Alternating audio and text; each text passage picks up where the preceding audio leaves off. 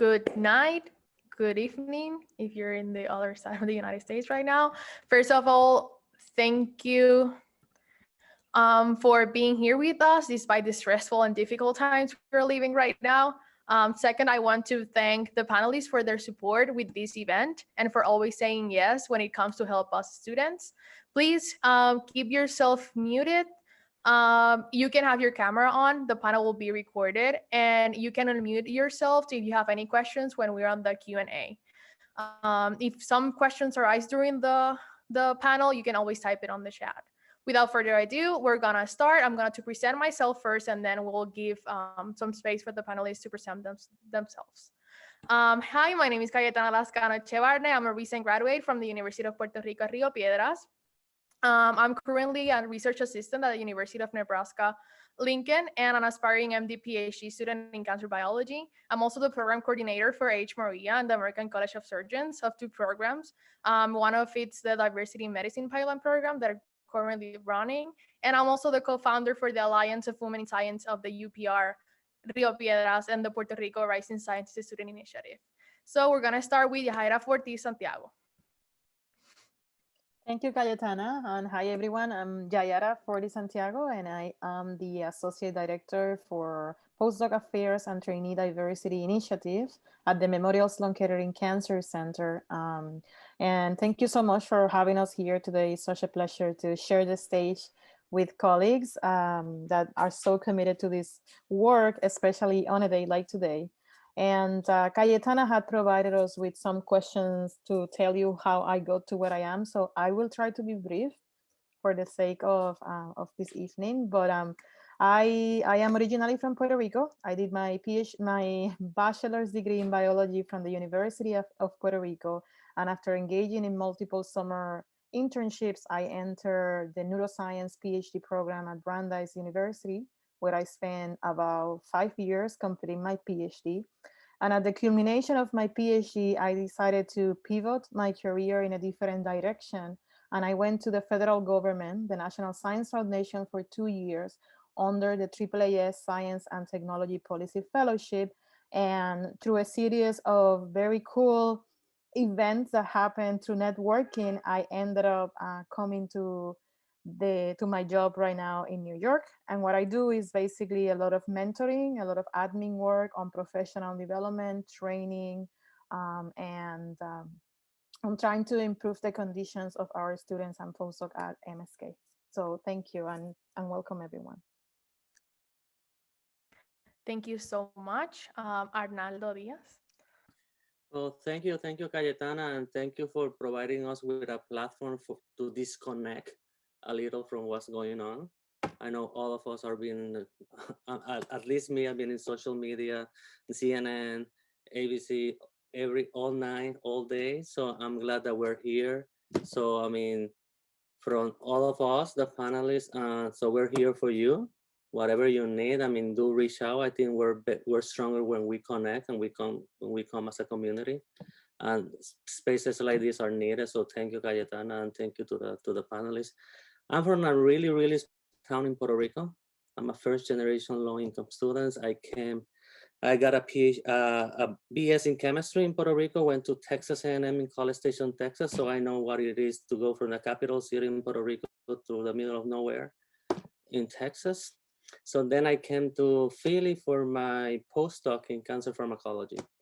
Then 2 years into the postdoc, I transitioned into an administrative role. I did wanted to stay in academia. I think my place is in academia, but I wanted to contribute in a different way. And through my career, I was part of the MARC program. I had an F31, a diversity supplement. I always felt that mentoring was something that I didn't have throughout all those programs. So that's what I wanted to do. So I started working with summer programs. I'm the co-PI and director for the postbac at Penn, and a couple of our former students are here with us tonight. I am the director for the summer programs. I co-direct a postdoctoral program, and I'm part of the admissions committee. So I've been involved in programs at the different levels in academia. I'm moving now into getting more involved with faculty development.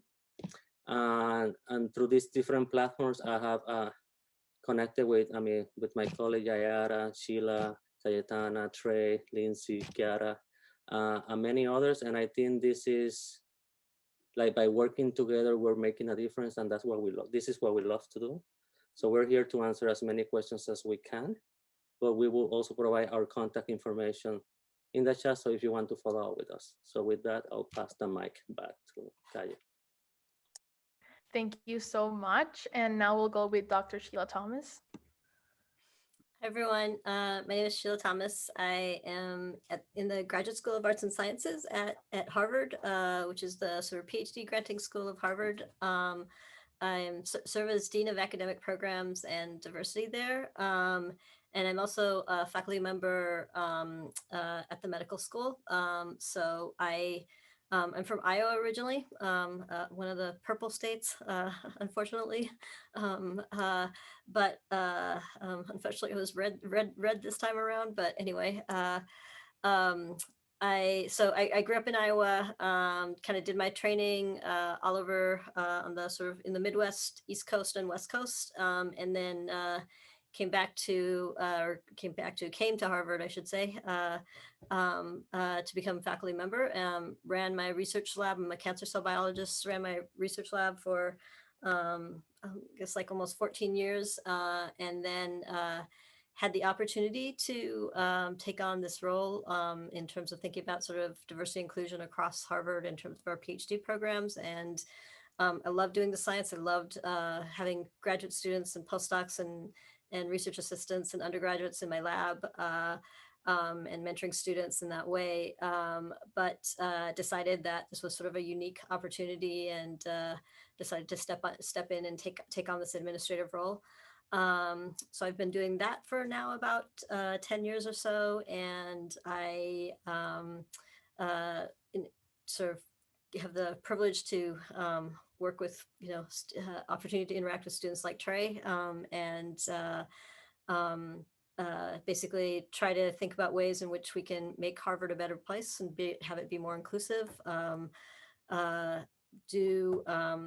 Work on sort of outreach type programs. We have summer programs and post-bac programs similar to what Arnaldo mentioned. And like him, have the opportunity through these kinds of things to get to know so many different wonderful colleagues across the US. And I think all of us are here. It's not about our schools. It's really about kind of pulling back the curtains on all of this stuff and just really getting making the information known to all of you. It shouldn't be a mystery. It should be straightforward, and everyone should have a good understanding of what it is that one needs to do. And it shouldn't depend on, what zip code you're born in or what school you end up at, of whether or not you know this information. And so thank you, Cayetana, for bringing us all together. And thank you to all the students for taking, time from your evenings to be here today. And hopefully we can share some important information with you. Thank you so much. Now we'll go with the grad student. We will start with Kiara Berrios. Hi, everyone. Thank you for being here, and Cayetana for inviting me. My name, as Cayetana said, is Kiara Berrios, and I'm a PhD candidate at the University of Pennsylvania. I'm from Puerto Rico, and I did my bachelor's degree at the University of Puerto Rico in Rio Piedras. And I did several summer programs, one in UCSF and then the second one in Penn. And after that, I was offered early admissions in the University of Pennsylvania. So my interviews were virtual. So I guess I'll be able to share some of my experience with you guys today. Thank you so much, Kiara. We'll go with Trey Artis now. All right. Hi, everyone. It's good to be with all of you and to see all of you today. I'm Trey. I'm a graduate student at Harvard University in our Biological and Biomedical Sciences PhD program. And I'm originally from New York City, Queens, to be more specific. I went to college at Vassar College, where I earned my Bachelor of Arts degree in biology. And then after college, I had the tremendous pleasure and privilege to be able to spend 2 years as a postbac fellow at the University of Pennsylvania in the Penn Prep program, of course, under the tremendous leadership of Dr. Arnaldo Diaz. And I often tell people that was like the most transformative experience in my academic career. I often tell people I felt like two completely different people from when I started and when I left, and Arnaldo can probably attest to that. I grew so much professionally, personally, and scientifically in immeasurable ways. And I really think it was the best thing that I could have done in preparation for graduate school. It really did put me on the path to be successful in graduate school. And then during my time there, I applied, of course, to graduate school, and then ultimately decided to continue my education at Harvard, where I am now. And I'm so happy to be here. Thank you all for coming, and thank you for having me. And I look forward to our discussion and answering any of your questions. Thank you so much. And last but not least, Lindsay Lopez. Unmute myself. Hi, everyone. I'm Lindsay. I'm a graduate student at Rockefeller University in New York City. I'm originally from Connecticut, and then I did my undergraduate at Haverford College, which is this like really, really small liberal arts school right outside of Philly. And after that, I guess during that, I had the wonderful opportunity to do a summer program at Penn where I got to meet Arnaldo, and really that sort of kickstarted. I think I knew I wanted to be in science and in research, but like that really kind of got me super excited about it. And so from there, I did the Penn Prep postbac program for 2 years. And I mean, Trey already said all of the amazing things about it, so I'm not gonna repeat him, but it was a really phenomenal program and definitely set me up for success. And from there, I also applied to grad schools, and I chose Rockefeller just because I am really into invertebrate neuroscience, and there were so many great opportunities here. So yeah. I'm really excited to hear your questions and sort of unplug and like decompress and not think about what's happening in the rest of the world. Well, again, thank you all so much. We have seen that we have some amazing advocates for diversity and inclusion here as panelists. So thank you all so much for being here with us and want to help more students to, get and achieve their goals in grad school. So I have a list of questions. I know there are a lot of questions as students coming into this new era of virtual interviews. So I've compiled a list of questions, and we're gonna go in terms of 2 by 2. I'm gonna call them the panelists, and then they're gonna answer the questions. By the end, if some of the questions you have are not answered, you can always unmute yourself or like type it on the chat, and we are going to answer them during the Q&A. So we're gonna start with Arnaldo and Lindsay, and the question is, how important is the interview when applying to a graduate program or whatever program in academia? So I'll give you my version as member of the admissions committee, and then Lindsay can chime in as a student.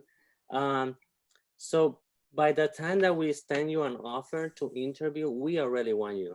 I mean, the school is already committed. We already reviewed your materials, your letter, your transcripts, your statements. Every component of that application is equally important. If you ask me what weighs more, I think everything weighs the same, because I mean, the committee is composed of different faculty, and everybody will look at the application through a different lens. So it's important that every component of your application is done well. By the time that you arrive for an interview, it's your time to, to put a face to that paper's application. So it's your time to shine. So how do you prepare well for an interview? I mean, research the school, know why this is thing that you did while you were preparing the materials, right? Why you applied to that specific school.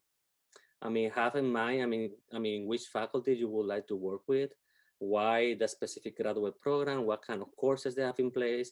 And then during the interview, it's really important that you speak about your science, your research, that and you speak in a way that you own that research, that's yours, you're not a tech.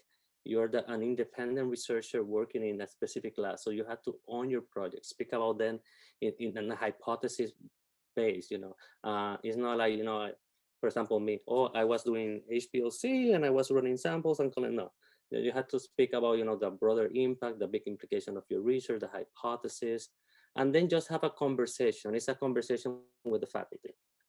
Have some questions already prepared in advance so you can have a conversation. So your role as the student interviewing is to keep that conversation going. I mean, to avoid those awkward silence. And it's to come up with questions. You don't, I mean, it doesn't have to be, you don't have to know the research of the faculty that will be interviewing you. I mean, but have an idea, go to the website, review something before, so you'll be able to handle that conversation. So interviews are really, really important because that's the moment that the faculty will interact with you. Most of, I mean, unless you knew the faculty before through conferences or summer programs or postbacks, but that's the moment where you have that one-on-one interaction with the faculty.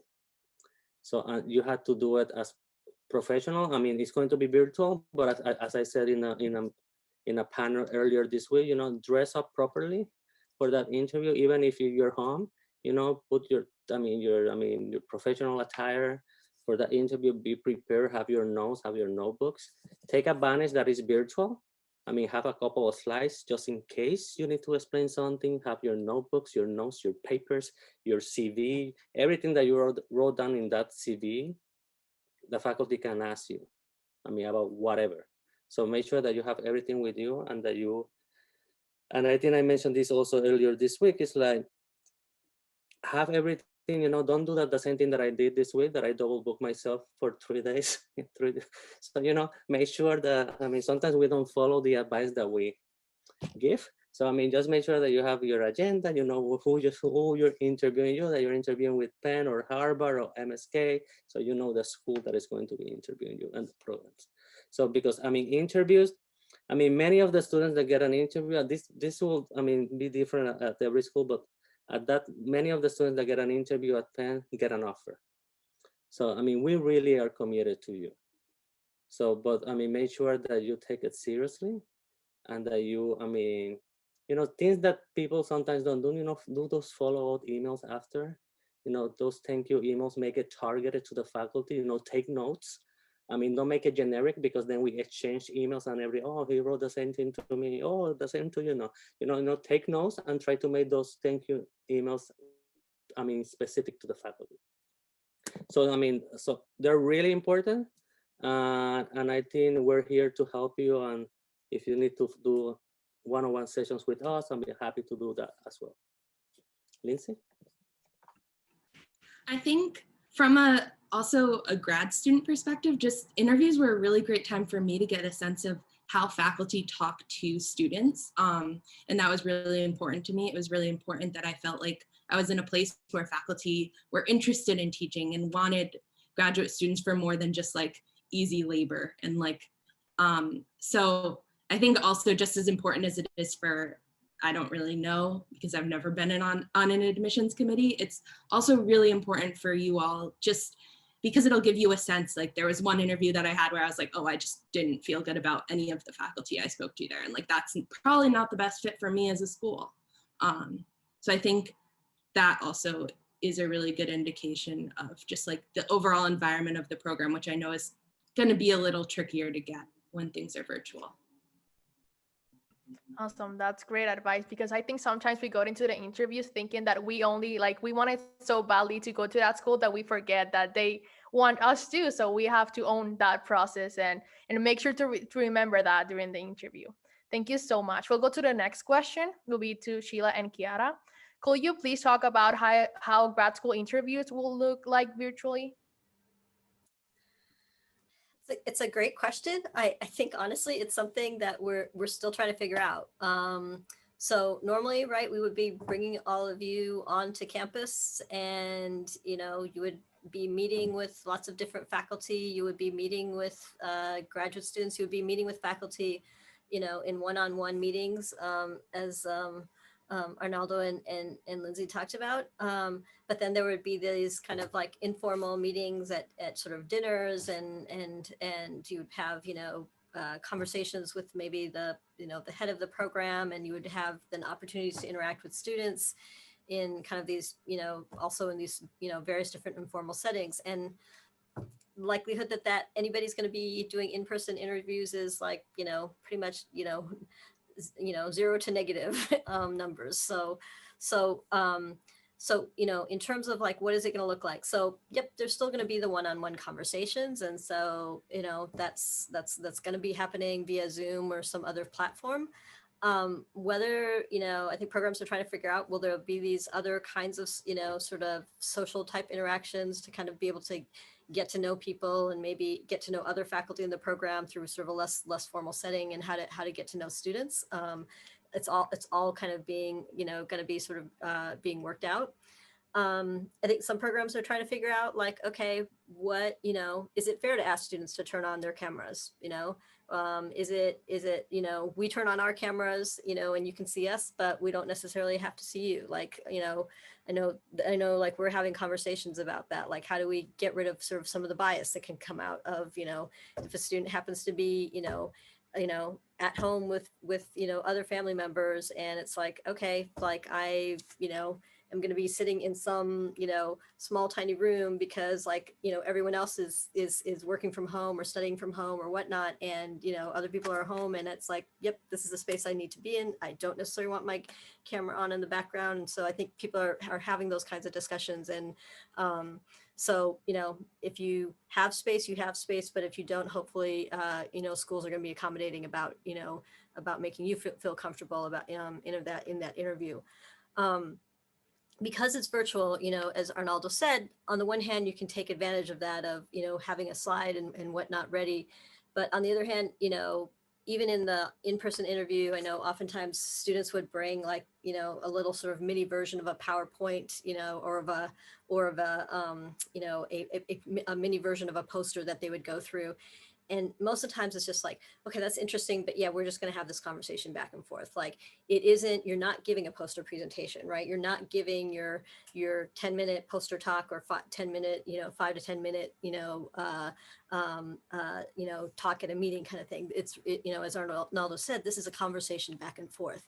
And so, you know, I think thinking about like, all right, if I had to draw something, right, you know, there's like the whiteboard on Zoom, like, okay, could I go on there and like draw something out if somebody, you know, if somebody needed me to draw something, because, you know, normally if you're sitting at a desk, you know, a table and chair, you know, you can like pull a piece, you know, somebody will have a piece of paper and you can start drawing something on a piece of paper. So what is it you're going to be able to do, you know, in that case? Because again, it's going to be hard to sort of plan this exactly out because it is a conversation, right? It's like somebody's going to, you know, you're going to bring up something that, hey, I don't really understand it. Like, so like, does this work like this? And then you're gonna be like, oh, okay, let me draw this out. And it's like, all right, wait, how do I draw this out? Right. So I think the practicing, as Arnaldo mentioned, you know, finding opportunities to kind of do the mock interviews is going to be really important, because some of the things that you're going to take for granted from just being in person is not going to be quite as easy. So trying to figure out like, how are you going to sort of like, you know, be able to draw something out, or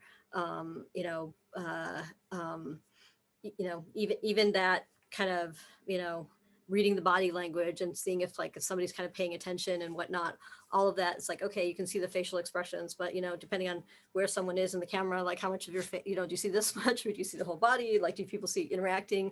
So just being able to kind of, you know, I think, do as much of the, you know, mock interviews, you know, which you would do normally, but like even more so just kind of thinking about the whole sort of technology aspect of it and making sure you're, you know, you feel comfortable and you've got the setting that you want. And also, you know, as I said, have been able to kind of think about some of those ways in which you're not going to be quite able to explain things in the same way.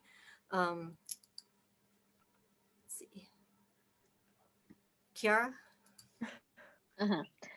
Yeah, so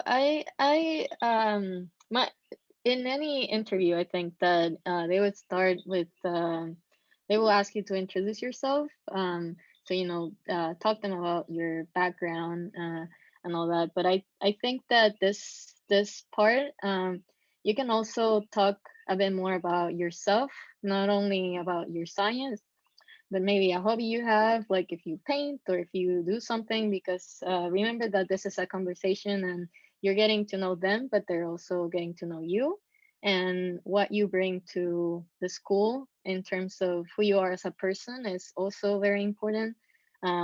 So yeah, I do think that talking about other things that are not science is not, it's not a bad thing.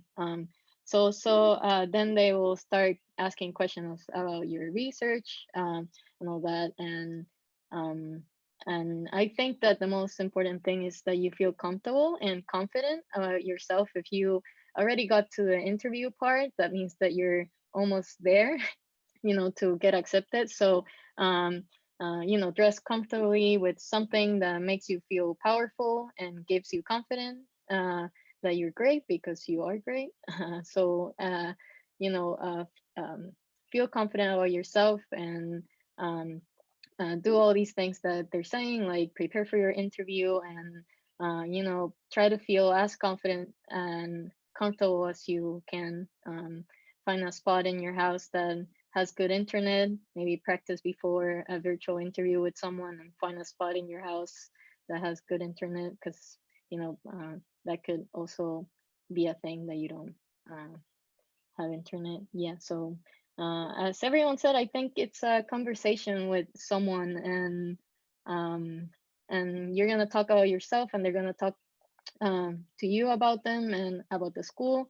So yeah, I think that's it. Thank you so much. I think some takeaways from this question is to remember that as we're diving into these virtual interviews things, the schools are diving with us because it's new for everyone. So try to be flexible and open, but most of it, be confident about yourself and your science, because you're not only a scientist, you're a person. You have situations. So if you have any situation, then reach out to the schools. I think that will be a good thing to do. We'll go to the next question. How much time should we spend preparing for interviews, and who can we reach? Please, Yahaira. Yeah, I know it's not Yahaira. Yeah. I'm saying that wrong. Sorry, And Trey, Dr. Fortis and Trey. It's phonetical without the H. So if you get in Spanish, just remove the H. Thank you. Sorry. Trey, do you want to start, Trey? Yeah. Oh, okay. Yeah, I mean, I could start. So the first thing that I want to say is that I don't think there is a right or wrong answer to the amount of time one should take to prepare for their PhD interview. I think that's a highly personal decision that all of you are well equipped to make. I think all of you know how much time you will need to feel ready. But very generally speaking, what I want to say to all of you is that you shouldn't feel the need to over prepare for the interviews or to overdo it. And what I really want for all of you to do is to take a deep breath when it comes to the interviews, to relax and enjoy it. Most importantly, look forward to the interview, because the interviews are actually very fun. And it's really all about you. It's your time. It's your time to really figure out this is where you want to spend years. So don't go into it being so nervous. I think what you will find out is that the interviews are not as scary and as intimidating as you might expect. So go in there and try to enjoy it, and try to get your questions answered. What I will say though, as it's already been touched upon, is that you also have to keep in mind that by the time you get an interview, you're 50%, if not more of the way to admissions. And if you think about it, it makes a lot of sense, because it takes a lot of time, energy, resources, and money for these graduate programs to fly you out, to house you, wine and dine you, and show you their program. And so they would only be doing that if they were already truly invested in you. And so by the time you get to the interview, it's less about you having to prove yourself to them, because you've already done that. It's more about them having to prove themselves to you. And so you have to keep that in mind. And you simply just have to go into these interviews and be yourself, and communicate your passion for science, communicate why is it that you want to go to graduate school. And to talk about, really that you are who you match on paper, that you're not crazy, but it's your time to go in there and just seal the deal. I do think there are tangible things you can do to prepare. I think the best possible thing you can do to prepare, as Sheila and Kiara has already talked about, is to do a mock interview. And so if you have faculty members at your home institutions who are willing to serve as mock interviewers, I would highly recommend reaching out to them and asking them to do that. Do one, do a few, do as many as you need to feel comfortable getting in the groove of talking about yourself, your past experiences, your science, and all of that. There's also something that I did when I was applying to graduate school is that I did what are called graduate preview programs, and they may still exist this year. I'm not sure exactly. I did one, it's called MIT Converge, and it was essentially had the same basic structure as a PhD interview. And so we applied, and then they accepted potential applicants to different MIT PhD programs. They flew us out. They wined and dined us and housed us and gave us a full preview of what it's like to be a graduate student there. And we got to talk to other graduate students, we got to talk to deans and so on and so forth. Most importantly, what they gave us was the opportunity to interview with roughly 3 or 4 faculty in the department that we were interested in. And so for me, that was the Department of Biology. And so I got to speak with 3 to 4 faculty members in that department, including the head of the department. And so that gave me good preparation and training for my PhD interviews. I was able to try some things out, try how I wanted to ask certain questions, answer certain questions, and generally how I wanted to approach the interview as a whole. And so by the time my first PhD interview came around, I felt like a pro at that point. I felt very calm, I felt very like I had prepared very well, and it was largely due to that graduate preview program, which really helped me really get a sense of what these interviews will be like. And so if you have the opportunity to do that, I would definitely look into that and consider doing that. But if you don't do that, at the very least, try doing a mock interview. But the last thing that I will say is, if you were to do 0 preparation for your interviews, which I don't recommend, but you are already well prepared if you were to do 0 preparation. And the reason being is because many of the questions that will be asked of you, you have already written about, you have already thought about in your applications and in your statement of purpose. The questions are not reinvented. It's very basic questions. You know, why are you passionate about science? What science are you passionate about and why? Why is it that you want to go to graduate school? How does that serve your long-term professional goals? What are your long-term professional goals? What experiences, training, education do you have to support your mission to this school? And why this school? Why is it a good fit? All of those things you will probably have thought about and written about. And so you know the answers to. So if you were to do 0 preparation, at the very least, you're already well prepared. So my major point is, don't overdo it. Do enough to feel comfortable speaking to people and getting in the art of having a conversation. But other than that, you are already well prepared. Excellent. I will jump in with a few additional advice. I think Trey covers pretty much all 98% of what needed to be said about preparation. I agree. I think don't over prepare. That's an important message here, but also I will suggest to prepare some. I think just showing up for the interview 5 minutes before of it, it's a little bit irresponsible in a sense, especially because you probably apply to different programs. They have different faculty that you're interviewing with. Program structure might be different. So I will say spend at least an hour at the beginning. It's going to shrink as you get more comfortable, but maybe spend some time first reviewing the materials that you submitted to that institution, the list of faculty that you're going to interview with.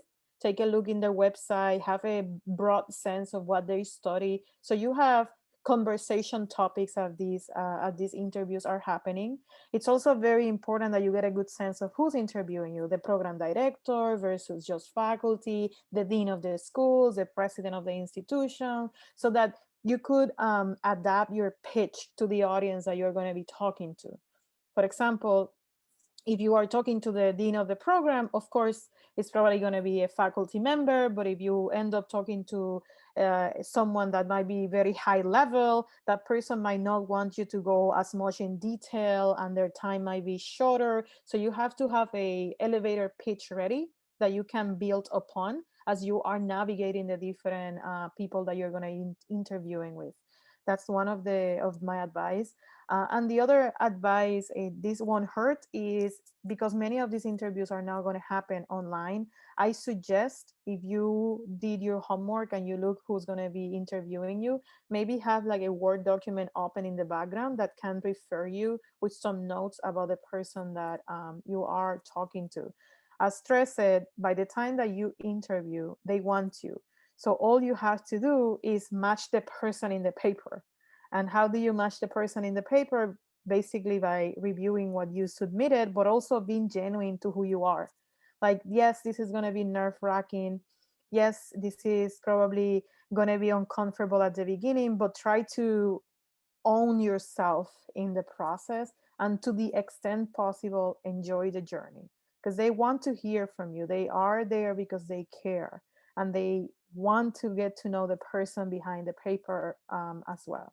So those are kind of like my tips for the interviews. Thank you so much. Those are great advice, because I think sometimes we go in there and maybe we forget to review the materials we submitted, and then you're gonna base your questions, based on the things we said about ourselves. So be confident again and believe that you are worth it. I think that's important. Oh, and Um, Cayetana, I forgot to mention, review a few aspects of the research that you have conducted.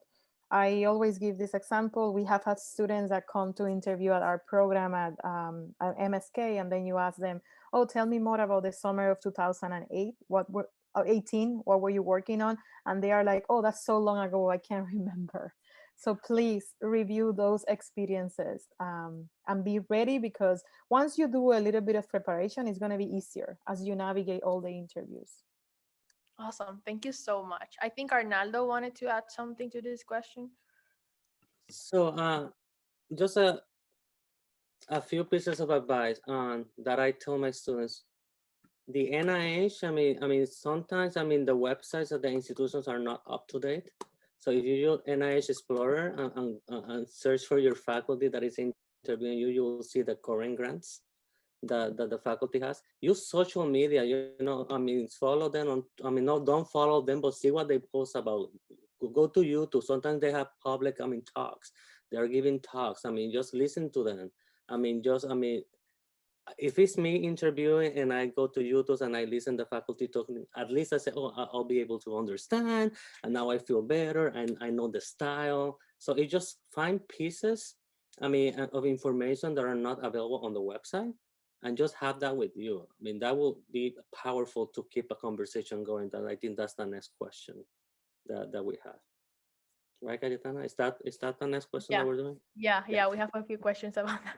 And I don't know if we're going to get to this, but he mentioned social media. I always suggest your generation to clean up social media a little bit when you're going to interviews, especially because faculty are more and more now on Twitter, so they can run, like they can see your name, they can start paying attention to you as an individual, and you have to carry that professional persona towards.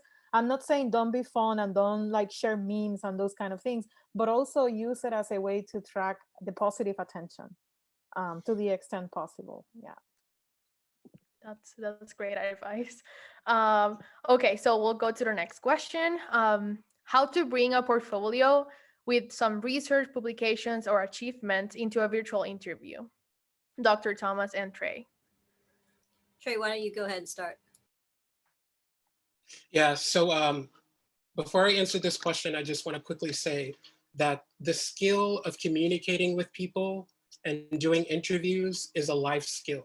So you guys are going to be working on this throughout your entire career. So if you're not perfect at it, that's okay. No one's expecting you to be perfect at doing this. You will get better over time, but also enjoy the process of developing this very important skill that you're going to have to need for the rest of your career. Now, to answer this question, I will say that I don't know that you need to have an extensive portfolio ready for the interview, because the graduate program will know all about you at this point. They will have done their homework on you. They will have all your application materials. They will know who you are. And I think, correct me if I'm wrong also, Sheila, the faculty who are interviewing you are also provided with some information about you prior to the interview. So they know who you are. So you don't have to feel the need to bring all these materials to show who you are. I do think, as Sheila talked about earlier, in our discussion, one of the great advents of doing virtual interviews is that you can prepare a poster or a few summary slides about your research when the inevitable time comes to discuss your research. This is not something we generally did when I was interviewing, but I do think it makes it that much more easier to communicate your science to someone who may not be totally familiar with it. And it just may make you feel more comfortable, and it may make the conversation a little bit better. So do prepare potentially your most recent poster or a few slides about your research in the case that comes up, or in the case that they may want to see it.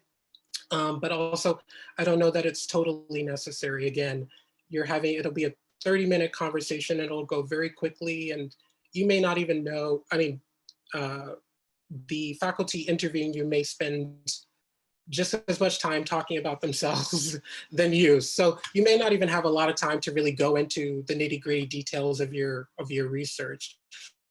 So I just think what you need to do is just show up and be yourself, and but do know your stuff and be prepared to answer any and all questions. But I don't think you need to have an extensive portfolio. Yeah, I think you hit everything on the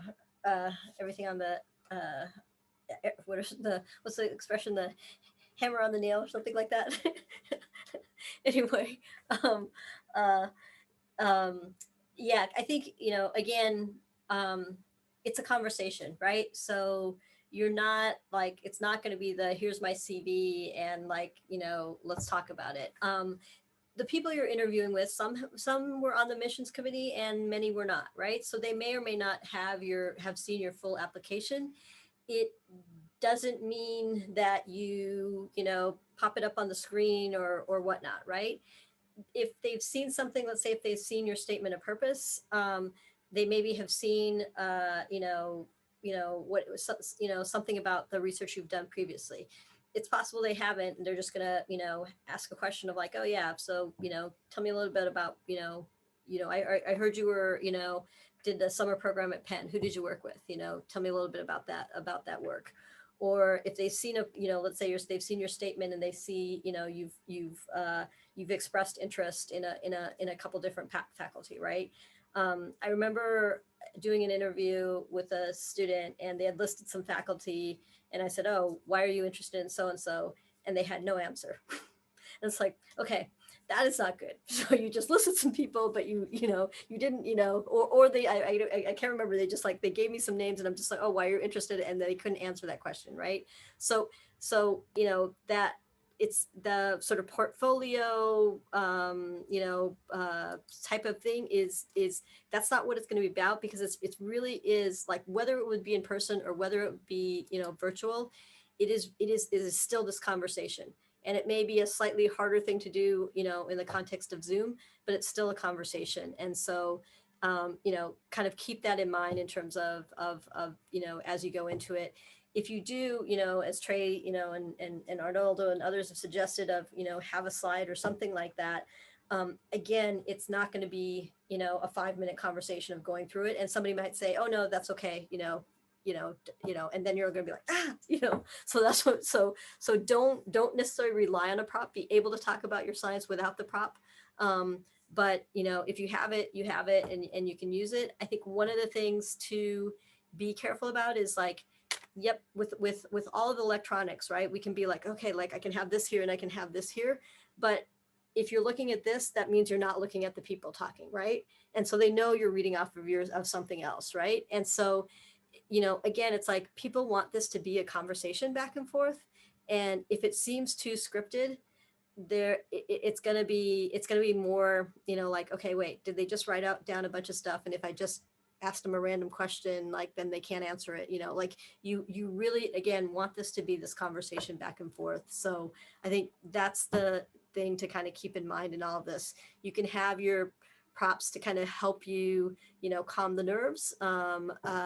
But don't don't rely on those, you know, completely, because the conversation can go in any kind of direction. Somebody might not even ask you about any of the science. I'm sure if the students, you know, can talk about all the different people they talked with, and some people probably talked about the science, and others were just like, yeah, what do you like to do, you know? And others might have sort of been like, okay, you know, you did that project, like why did, you know, if you had to do that again, what would you really push it? You know, they're going to push you in different ways, and different people are going to have different sort of interview styles or types of things that they're going to try and probe. So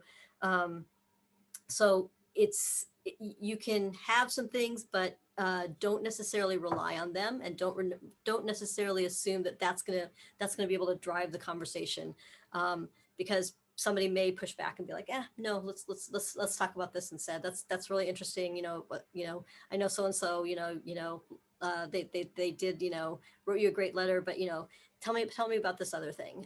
So you can try to predict, but you're not going to be able to. But at the end of the day, you know, going back to what everybody's kind of said, the preparation piece is just so important. And do it with a few different people, because those different people are going to ask you a different set of questions.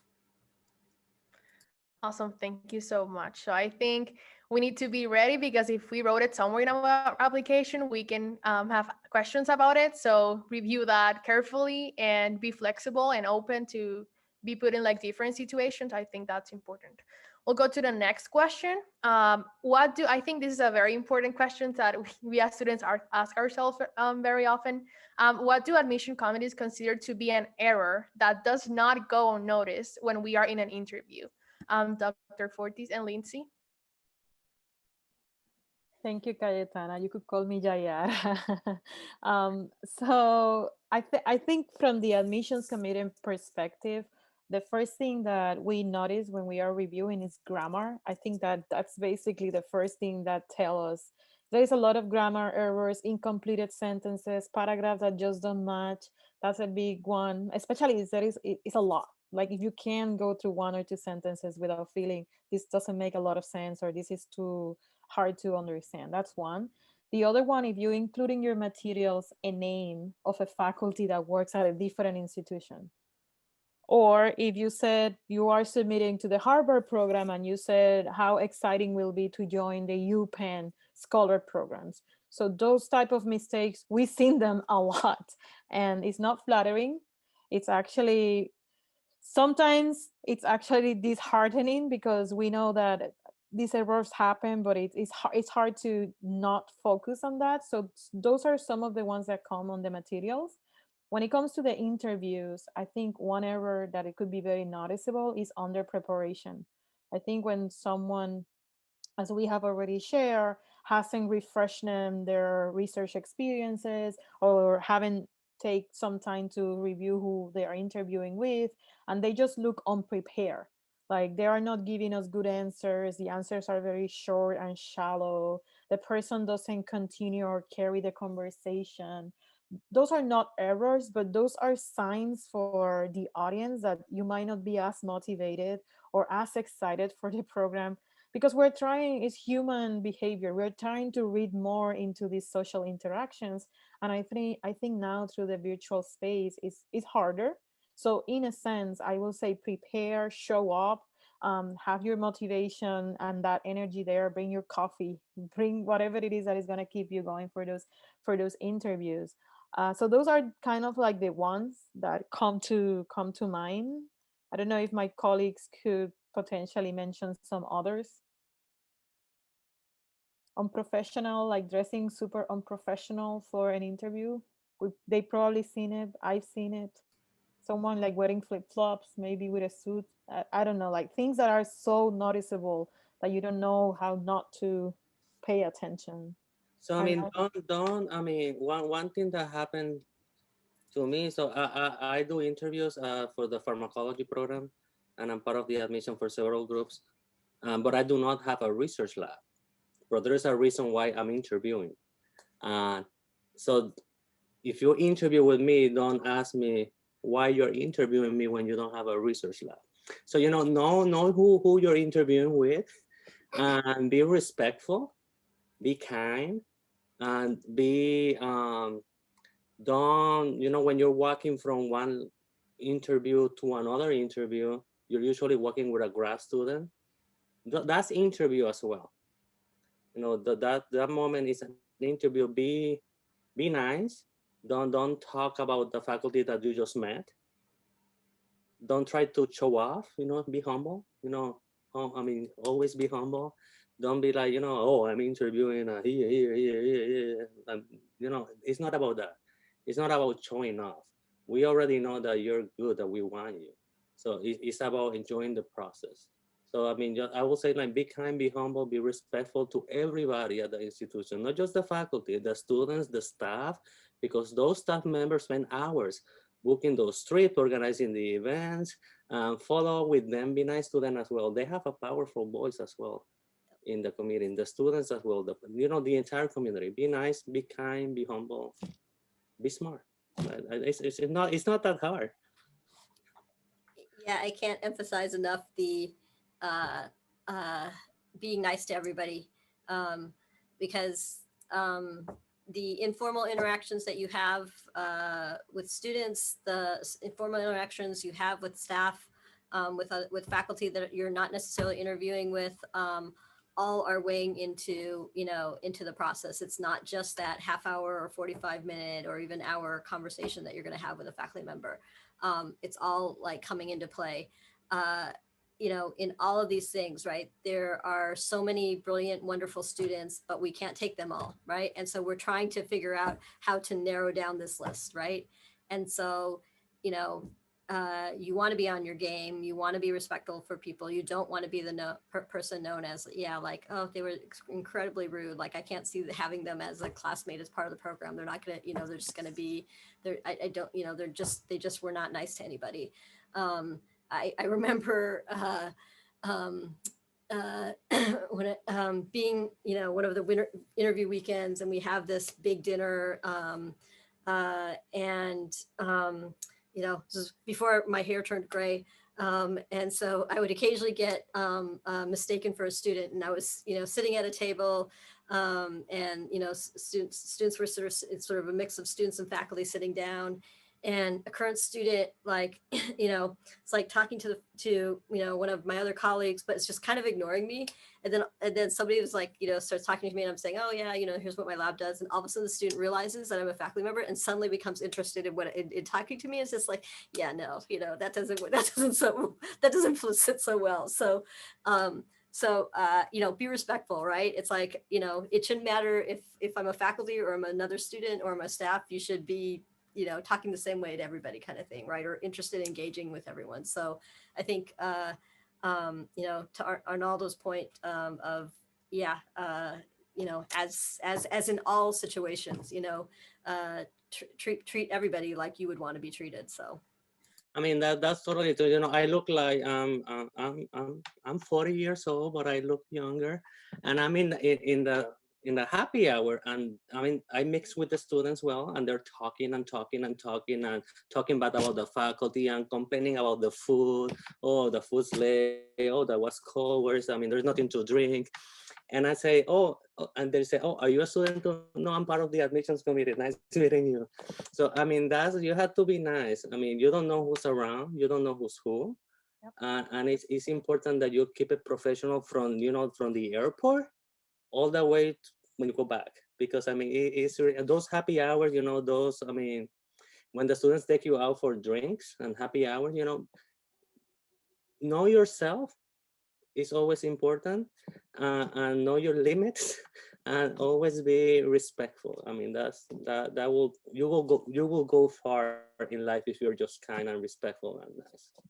And just to add here as a last line, don't badmouth anyone, not in your institution, not in the current institution, not in the past. I think this is a skill that we learn with time. So we are giving it from the other side of the tunnel here, which is like, if you had a negative experience in one of those labs that you did research on, don't bring that on the interview. It's not about the bad experience. Try to frame that experience based on the learning and the skills and make it look positive, even if it was awful. Because it's always a concern if it during the interview looks like the universe is out to get you, like you were here and things didn't work, and you were here and things didn't work, and then suddenly you're taking a cab and it's late, and then there is no food for you at the reception. So I think attitude matters. So try to keep it positive and like excited. This is an exciting time. Great. Lindsay? I think we pretty much covered everything. I don't think I have much to add. From a student perspective, going through these interviews, what if something happened to you that you thought it would be like a red flag or something, and how do you like manage to go through the rest of the interviews, weekends or whatever? I think for me, there was at least one place that I interviewed at that I got. I was nodding because he knows what I'm talking about. That I knew really early on wasn't a good fit for me. And I think that's when you have to still try really hard to make sure you are being kind and leaving a good impression. And I think even though you know you are not a good fit, it's important to still be able to say like, oh, this is why I would be a good fit. And this is why I was interested in this school. And like, I don't know, for me, the feeling I got during interviews mattered a lot. And you know pretty early on. And so you have to sort of know, even if things kind of derail faster than you had planned or derail at all, you can sort of like be happy, pretend everything's okay until after. And then when you're all done, you can be like, wow, that was awful. But it also happens to everyone. Like there are places that are just not good fits. Nice. So recognizing if you're not a good fit, it's an important step of the process. There's another question. This is another important one because we've been talking about maintaining an open conversation, and like don't be focused in like on your science or any other things you might think they're gonna ask. So this question is for Dr. Diaz and Chiara, Arnaldo and Chiara. How to maintain an open conversation during virtual interviews? So Chiara, do you want to start? Okay. Right. So I think that the first thing that I would do is if to research the person that you're gonna interview with, and go to their lab website, or if you find a review they they wrote. I think reviews are probably what I would go for instead of like heavy papers, because those are really a lot harder to read, and you just want to be able to make some conversation about what they work on. And just ask, if someone is working with an enzyme and you just say the name, they're just gonna keep talking about it. And they're just gonna tell you about what they're working on, and like you can ask them questions about, why is this important for you, or all these other things. And if you get someone like Arnaldo, that is like more diversity position, administrative person, ask them about their position. Why is that important for the school? Or what their position, why is that important for the school, and how it's better for everyone that he's working there. And learn about basically learn about them and ask them. You can nothing, as I said before, also not everything has to be about science. You can ask them about other stuff, because they're also humans and they have other things to do that are not science. So hobbies, anything. So you can just ask them about anything that you think. I don't know if you've seen their office, that they have like New York Yankees like thing. Just ask about it, or just keep the conversation flowing, and science and non-science related. I think that it's important that you connect with them, most importantly, in any way that you can. If it's science, if it's something else, if it's family, if it's you know, where you, if you're both from the same place or have similar experiences. I think that the you can shift the conversation depending on what you find, you know, in by googling them, or you know, go to their social media too, because they will go to yours. So go use that from your to your advantage, so that you can have things to talk about. Yeah, you can take it, Arnaldo. Yeah, so thank you, Kiara. Without saying what happened to Lindsay, but don't make assumptions. Never make assumptions. Don't make assumptions. I mean, who is interviewing you? I mean, don't try to bring a topic of conversation based on an assumption that you make. So first, I mean, you know, research the faculty. Go. I mean, read their. You don't have to read all their articles. You know, go to the website, go to the NIH Explorer, and see what current grants they have. You know, briefly, because sometimes the fact, depending on the program, sometimes, you know, a week in advance, 3 days in advance, the night before, the same day, who's interviewing you. So the point is not for you to know the research. I mean, it's to have a conversation with them. So it's just going to the website, briefly reading everything, has some point of conversations to have with you. Sheila mentioned it's going to be virtual, and Sheila mentioned this early on. You know, body language, you know, practice, because I'm looking to this side, but the camera is on the other side. So it's like, it's really hard. And sometimes the faculty might feel that you're not engaged. You know, text the volume, check the microphone. Make sure that, I mean, if something happened to your internet, make sure you send an email. You know who to contact, who to call, just in case something happens. You know, be prepared. Do all of this in advance. And again, I'm looking to this because I'm looking to Cayetana, but the camera is here. So it's important that you know, I mean, how to position yourself so you look professional. To keep the conversation going, you know, I mean, usually the first questions that you get is like, tell me about yourself.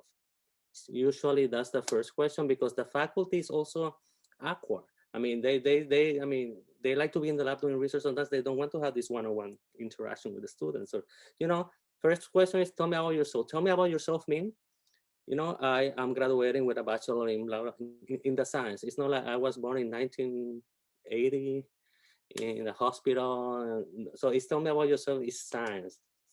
But as Kiara said, it's important, you know, to bring components of yourself into the conversation.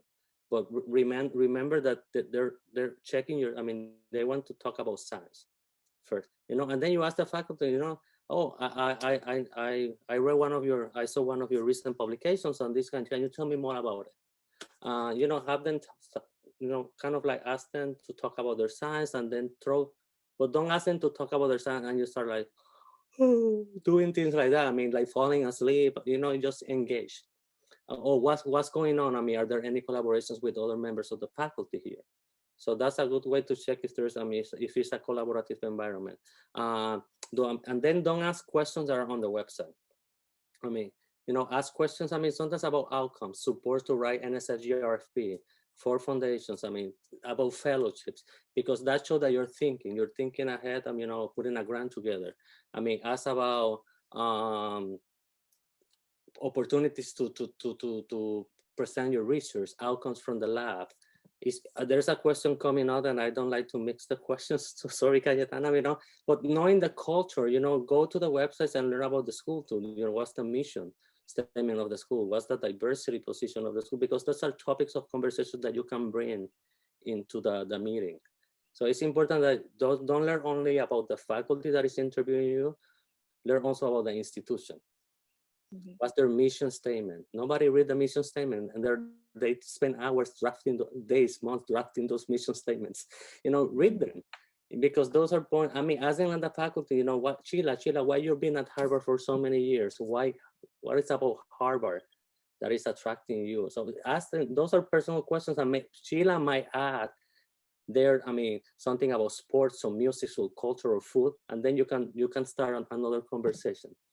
But remember that the main point of the interview is to talk about science. And then you can bring these topics later on, or maybe during the happy hours, or maybe with the students walking from one lab to the other one, or maybe During interviews, I mean, this year is different, but during interviews, you go to dinners as well, less informal settings. And there you can talk about, I mean, Philly is know about also Philly. Philly is a great city for sports. We're not great at winning, but we do have sports in, I mean, in you know, baseball, soccer, football. And Kiara's looking at me because Kiara's really, really into sports. You know, so now Kiara knows that Philly is a place for her because she loves baseball. So she can bring that into the conversation because then she'll know how to continue the conversation. But if Arnaldo Diaz say, oh, the Phillies game, I don't know anything about baseball. So then the conversation will not flow. So, I mean, know about what you're talking. So that's important, you know, read the mission statement of the school, research more than not just the faculty, research the program, the school, the city, just to have topics of conversations and know when to use them. During the interview with the faculty, it's our research. But in those dinners and lunches and happy hours and walking from one place to another, you can bring topics that are not related to research. I also wanted to say that you can also ask about their lab environment, or how they if their lab is big or small, or how do they meet with their students, or things like that. How is the environment in their lab? Because especially if you're interested in their lab to go forward, those are very important questions. Great, thank you. So I think it's not only about science and the faculty, background, but you can also add about yourself and go from there to enable other conversations. I think a good advice I received when in interviews, it happens to me. I don't look through the camera. I look sometimes myself or the people in the room because I don't want to feel like I'm talking with no one. It's like to put a picture of a loved one or family member or a friend right on top of the camera, and then you can look at that picture and seem like you're talking with someone. So you're constantly looking at the camera, and that's a good advice that you can follow when interviews and be looking at front and not looking to other sides or the desktop or whatever. So we'll go to the next question. And this is another popular one. During the interviews, are we expected to ask questions or only answer them? This is for Yara and Kiara. Oh my God, how I troubles with that name. Yara. So yeah, got it. There you go. So yes, I think that you're not expected to ask questions. I think it's always nice to maximize the time that you have with the people by asking questions that might have gone unanswered from the email or from any exchange that you might have had with the coordinator or the program director during the arrangements for those interviews. One caution is, and I don't know if Sheila and Arnaldo agree with this, but make sure you understand the audience that you're asking the question for. And what I'm referring to is sometimes students ask faculty very nitty-gritty details that only the registrar will know. And it's like you just miss the opportunity to maybe ask a better question to the faculty and then connect with the registrar or with the program coordinator to ask those nitty-gritty questions. So just know the audience that you're talking to and direct your questions accordingly. One other advice is that some of us really pay attention to the culture. We want to understand how diverse these programs are, what kind of support there is for people of color or people with disabilities. And I think those questions are really important. Like they need to be asked. But I think if you ask if you ask to the program director, if you already asked to the diversity dean or whoever it is, you don't have to ask it every single time in the interviews, because then at the end, when faculty come together and if they realize, oh, Yara only asked me about diversity, she didn't want to talk science, she didn't want to talk about herself, she did not want to talk about her value to the program, she only asked me numbers on diversity and she couldn't let it go. And the other faculty say, oh, that's the same experience for me. So if at the end you miss the opportunity for them to get to know you and direct the questions accordingly, I think that is a missed opportunity. So that's what I have to say about the questions. But absolutely have questions at hand that you could ask them, such as what is the culture of the program? For particular faculty, you could ask them questions about the research, but you could also ask about what type of mentoring is common in this lab, where do students in your lab tend to go after they graduate, what is the support that they receive from other lab members? Are you supportive of people participating in professional development courses or conferences? Does the university provide support from grant writing? Like all those type of questions are a valid game. And questions on diversity, again, don't get me wrong. I just think you need to pick who are you asking those questions as you navigate the different interviews. Yeah, I think Jaira said everything. But yeah, basically talk about science. You can ask questions, definitely. Yeah, but I mean, they are there to know you and you're there to know them as well. So, you know, ask the questions that you are interested in, as Jaira said, and pick who you're asking the questions to. You're gonna meet with a lot of different people. So if you meet with Arnaldo, you can ask about diversity because he's the diversity dean. But then if you meet with another professor, then there's other questions that you can ask to certain people that are better suited to answer those questions.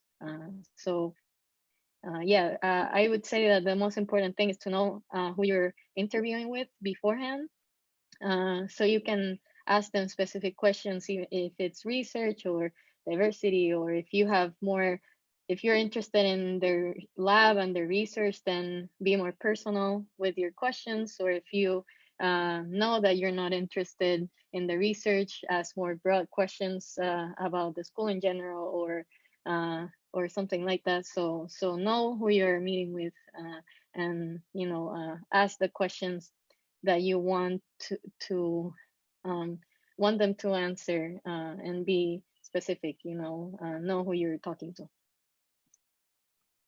Great. So I think a takeaway is know your audience and know who to ask which questions. Great. Our next question is, when an interviewer asks if you have any questions, is it bad to ask how the school responds or it's handling big issues such as racism or response and adjustments to COVID-19, or like big issues that we're living right now? Like go to that specific questions, Arnaldo and Trey. So I think, I mean, there is a place for everything, and there is so there's different faculty that you can ask different questions, because there are faculty that will probably not be the best person at providing the information because they're probably not fully aware, and then you might get the wrong, I mean, answer, and then you make assumptions. So it's knowing who you're asking, as Jaira says, it's knowing who you're asking the questions to, but you had to ask those questions. Those are really important questions. You have to check, make sure that that's the institutions in where you will feel that you're not just a number, that you belong, that you will be here, and that your voice matter. So those are really important questions. I mean, find the place to ask them, but don't make a decision on the school without not knowing all the aspects that are truly important for you. How the schools are responding to COVID will tell you a lot about how the school is committed to your health, to your safety, to your education. I mean, the school is responding to climate is going to tell you a lot about who you as an individual, if they really care about you, if they're there for you, if there is an institution that keep growing. What I mean growing is not just building, it's growing in terms of like programming support. I mean, there is not such an, I always say there is not such a perfect program out there. All programs have, I mean, things that they need to, but there are those programs that are willing to listen and learn and move forward and keep growing. And it's not just about listening once. These are ongoing programming and ongoing conversations that have to happen. I mean, always, because I mean, we are dealing with unprecedented situations. We're dealing with things that we didn't know that were going to happen. I mean, COVID, I mean, who knew that? I mean, I miss seeing Sheila at conferences and going to eat sushi with Sheila. I mean, that's hard. But I mean, so we had to make sure that we had asked those questions, because you don't want to accept an offer, go to an institution, and 3 months in, when you're taking the first exam and you're struggling, and there's, oh, where's the support system? Oh, there's no support system for me. And support system is not just a tutor. We all have tutors. Support system for me is more than just a tutor. It's like, you know, the place to go, the people to talk to, people that listen. I mean, so you need a mentor that listens. So a mentor is not someone that will give you advice without listening to you first. So that's something, so those questions are important, and I think you should ask them before deciding. You might not be able to ask them during the interview because you might be stressed with the research, with everything going on, but you have until April 15 to make a decision. So you can set up those one-on-one meetings, calls, you know, make as many calls as you need, have those conversations before you sign that paper. Trey? I was gonna Yeah, so add, yes. go ahead, Oh. go ahead. Yeah. I was gonna add students. Students are brutally honest. So if you are in front of students and there are questions that were unanswered, students are the ones to answer them to you, especially about culture, mentoring and support, mental health, those type of things. Yeah, so I think everything that Arnaldo said was really great. For me, I think this is an excellent question, and I don't think any of you should be afraid to ask this kind of question.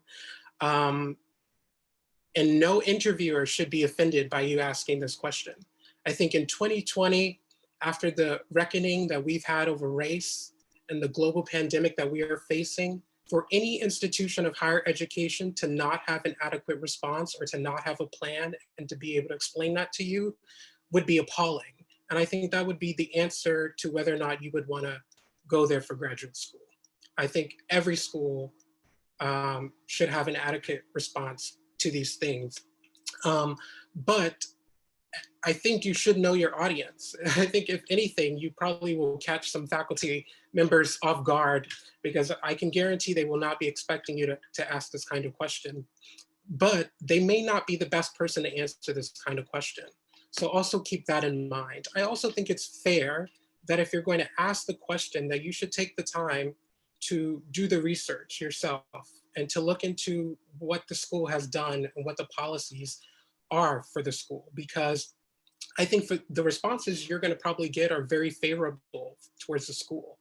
And so I think what you need to do is to think deeply about how is it that you would want your school to respond to these kinds of things? What would you have liked them to do? What is an adequate enough answer for you? I think you should have that already thought out and in your head and in mind before you go and answer this or ask this question. I don't think it's fair to just throw the question around and to not be serious about it and have done your research and to really have thought about what kind of response will be adequate enough for you. But these are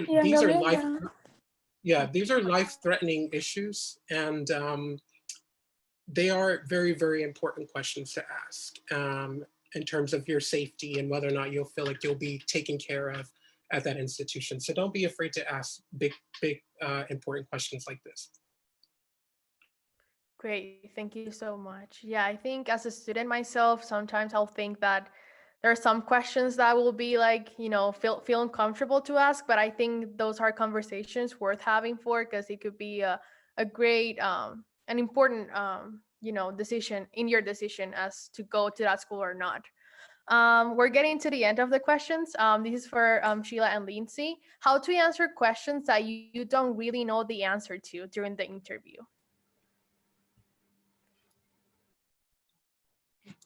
Do you want me to go first? Say I don't know. I think that's really important.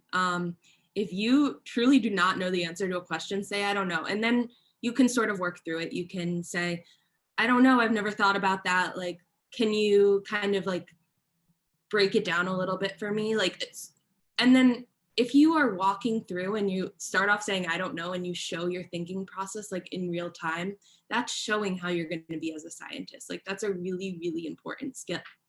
And also they're probably, I mean, they don't know more about you than everything, the people interviewing you, but they're going to know if you're making something up. So I think it's really, really important to say, I don't know. And then like, don't just say, I don't know and stop. Like, keep going after that. Yeah, I completely agree. It's when you start just talking and like, whatever, excuse my BSing, and that it's, you know, that's when you're going to get yourself in trouble, right?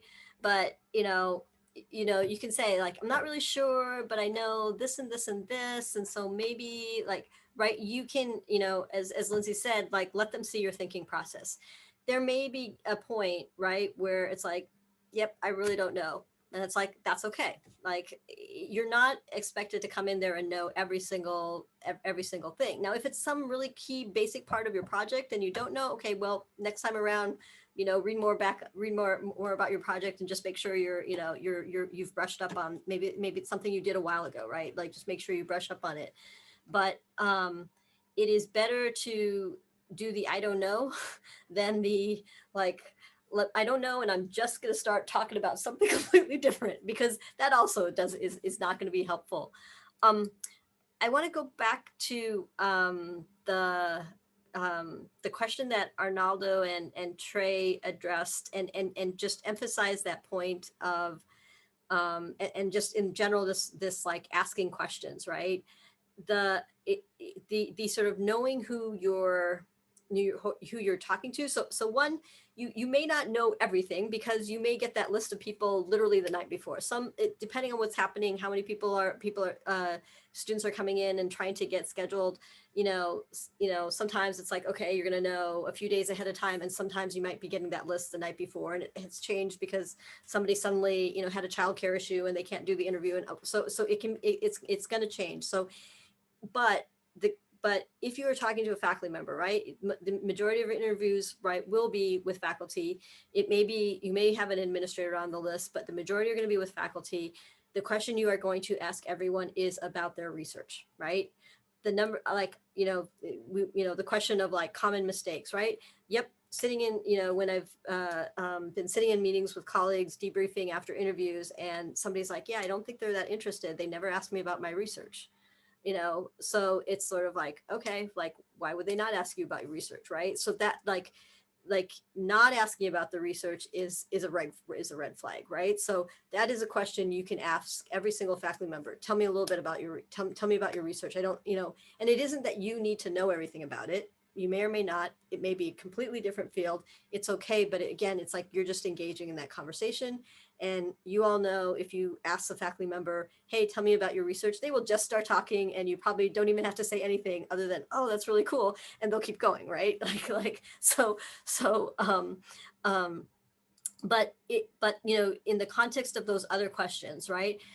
There are faculty that are going to know a lot of details about the program. There are faculty that may know, you know, okay, how has the school responded to COVID? There are other faculty that are like, yeah, I know my lab got shut down and we came up with a plan, and, you know, and now now we're back in, right? Like, there are people that know this because this is where they're involved in the process, and there are people that have been involved in the process because they were there and involved in the planning, right?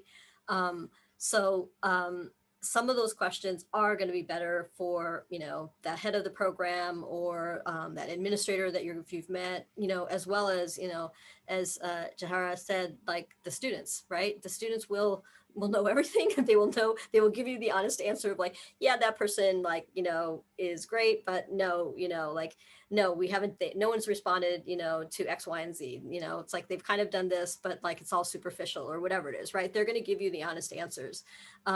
So I think, you know, that knowing the knowing the audience that you know, in terms of your interviewer, but it doesn't mean that you need to know all the details, and understanding that, you know, the faculty, you can talk about the research, the details of some of the aspects of the program, depending on how involved they are in sort of administrative roles of the program.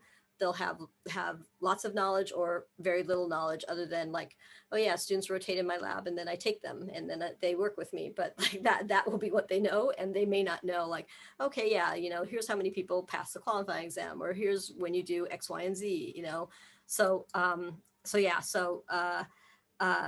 faculty will definitely be able to say, yeah, I don't know, but you know, but that short answer of like, you ask them something and they're like, yeah, I don't know anything about that. Like, don't be upset by that. Like, don't say, you know, if everybody says that you talk to, then okay, you know, you need that information. It's not helpful if nobody can answer the question.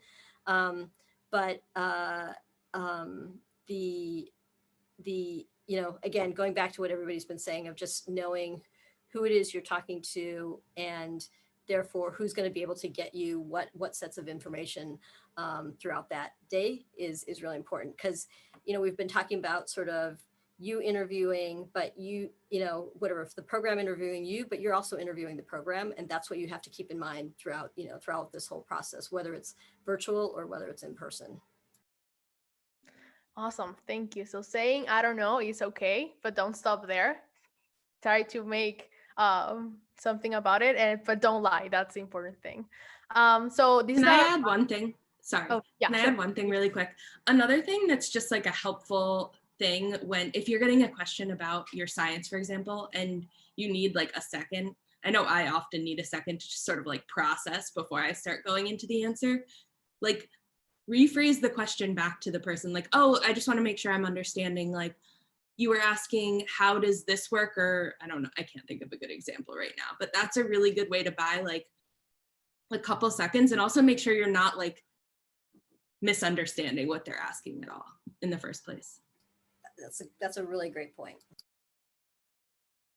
Awesome. So this is the last question of the ones we have for the panelists, and we'll be open to the Q&A from the participants. So this is for all the panelists. How can you convince the interviewer that you are an ideal candidate for that program? We can start with Sheila. So you have already done a really good job of convincing the admissions committee because, you know, you've been invited for an interview. So you've done part one along with your interviewers and your recommenders. So what you are doing during that interview is convincing him that this person that was on paper is also the person that I'm going to be, you know, that I as a faculty member have read about is this person that I'm engaging in this interview.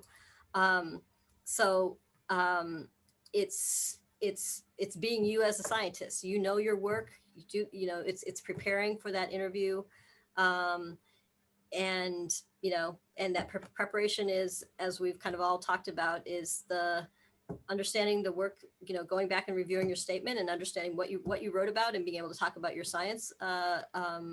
You know, doing a little, you know, homework on the program to, you know, and if you, you know, mention specific faculty, making sure you have a reason why you've mentioned those specific faculty and be able to talk a little bit about them. And the biggest thing is, like, I would say is the, you know, how you convince that you're an ideal candidate for that program is to basically, you know, do the practice mock interview. Awesome. Kiara? You're muted. Sorry. Okay. So I think you can talk about the skills you have first. You know, you'll be asked questions about, you know, what you know. So, you know, try to shine there, you know. And also I think that an important thing you can do is to talk about the skills that you would like to learn in that school. So for example, here in UPenn, there's like a big mass spec community. So, you know, what about the school? What skills do you have that can benefit the school? And what things about the school you want to learn more? You know, like how can the school make you a better scientist? And I think that is very important for you to know, like if you get an interview in a program, that how is the school going to provide you with the knowledge that you want to gain. I think the most important thing is to think about if that program is right for you, because you'll meet with all these professors and they're going to know you, but you're also going to know them. And it's important to discuss issues that are important for you as a person. And you will spend years at this institution with these people. So make sure you enjoy the conversations and make sure that it's right for you. And I think that if you know that you want the school, you know, you can talk to them about it, you know, like, I really like the school because you have this mass spec facility, or I want to do crystallography, and you have, you know, a synchrotron for, you know, other schools that have those facilities. So, you know, I think that more than convince them, you also have to convince yourself, or that you want them and they want you. So yeah, that's my advice. Thank you. Jayara? You got it. So I want to say two quick things. One of them is I want to go back to a point that Sheila made before, which is we want to match the person in the paper, right? And the way that I look at it is like, don't overpromise and underdeliver. Like sometimes that statement goes through so many iterations of reviews that it comes as an amazing way of explaining the science, and then you don't review it and it doesn't match. Like, you need to know what you put in the statement. You need to understand your science inside out, or at least as much as possible. Of course, you're really junior in your career. It's okay if you have holes and questions in those projects, but you have to at least know what was the purpose. How does that fit into the bigger picture of the research lab that you were part of? And not only the skills, like and I think I speak for all of my colleagues here, the programs are trying to assess if you are ready to make the transition from consuming knowledge to producing knowledge, which is what you are going to be doing for the rest of your grad school. It's like creating knowledge. That's what we are going to be doing. So you have to show maturity in the way that you think. As Lindsay also say, in the way that you organize your thoughts, and in the way that you carry those conversations. So that's point number one. And the second point that I want to make is sometimes you might realize halfway to the process that you are just not a good fit for that program. And this is something that Lindsay already said. Don't like turn off, like don't shut down, and because you have an image to carry along. So take that as an opportunity to make great colleagues, and who knows where you're going to end up in your postdoc. Who knows where those interviews are going to take you after. And more importantly, this year this is going to be very challenging, but there are so many amazing stories of people that interview in the same school together and become the best friends ever. And I think Joshua Hall and his co-podcast host, I think that's how they met. Like, you never know who is in front of you, where that person is going to end up at. So just take it as an opportunity to meet openly anyone in the process of the interviews. Thank you so much. Lindsay?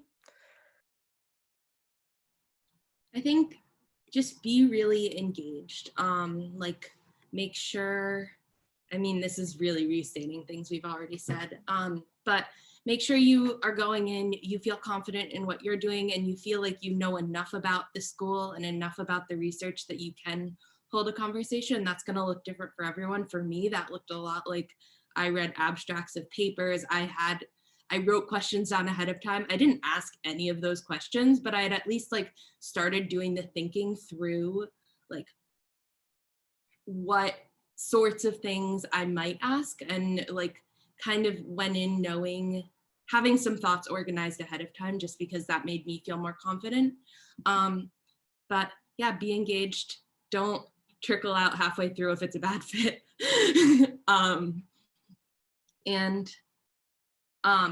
I mean, I have friends that I met when I interviewed that we didn't end up at the same school, and we're still friends. Like, it really is a really cool time where you meet people who are interested in the same things as you and want to go on the same career path. And even like, I've talked to faculty that I interviewed with since then and didn't go to that school that I've still spoken to after. So it's just a great experience to really get connected. Great. Arnaldo? So I think, I mean, you don't have to convince us. We have to convince you to come. I mean, it's like, I mean, we already want you. So, I mean, be yourself, enjoy the process. I mean, ask as many questions as you want. Be yourself, because you don't want to be in a place that you have to pretend you're somebody else. You know, if you're yourself and you feel that you belong, that's the right place for you. And then, I mean, and let us I mean, it's our job to convince you to come and don't go to Harvard. Sorry, Sheila. So that's our job. So I lost with Trey, right, and I lost with Lindsay. But I mean, it's about connecting, and the science world is really small, like really small. I mean, yeah, don't. I mean, I have met students that they arrive to Penn and quickly they realize it's not the school that they want. But don't talk bad about Penn because Sheila, it's this student. We all know each other, and the faculty know each other. I mean, and it's a family. Everybody knows each other. Everybody's related somehow. So just again, as I said before, be kind, be humble, enjoy the process, and let us do the work of convincing you. And I think that you said, Arnaldo, is very true. This institution, like this research intensive institution, we tend to end up interviewing a lot of the same people.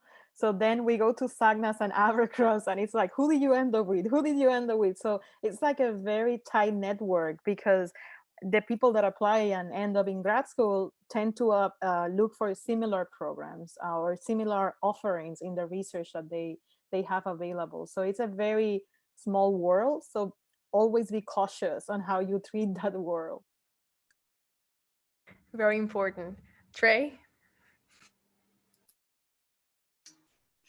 Yeah, so I think everything that has been said already has been really good advice. I think, yeah, I would like to underscore the point of just being yourself and being genuine. I think you have one major job during the interview, which is to communicate your love and passion for science and why it is that you're ready to go to graduate school. But I think most importantly, what you have to do is, as Kiara said, you have to convince yourself. You have to go in there and you have to really be confident. The way that I look at the whole PhD application process is that you have to be your own biggest advocate, your own biggest champion, because if you're not, who will? You have to truly believe that you belong in these spaces and that you're going to excel there, and carry that with you throughout your interviews, and just go in there being confident in your preparation, your life experiences, your education, your training, and just, do your best. And, I think it's out of your control, but at that point, they already largely want you, but it is out of your control. So don't beat yourself over the head. Just go over there and do your best and try to enjoy the experience as much as you can. Great. So believe in yourself, be confident, and you want them, but they want you. So remember that. So I think all of the questions in the chat had been answered. So if anyone have any other question, feel free to unmute themselves and ask the question or type it on the chat. We're opening this space for the Q&A. One thing I'll answer maybe while people are warming up to ask the questions. It's a long day, right? It's like you're going to have a number of interviews, and you're going to start to get bored hearing yourself talk, and you're going to be asking the same questions over and over again. So just like think about that, right? And in this, to this question of like convincing folks, that first interview, you're probably going to be super nervous and it may not go perfectly, and you learn from that and you say, okay, let me do something differently. And that's in the conversation of how I answered this question about my science or whatever in the next person I meet with, right?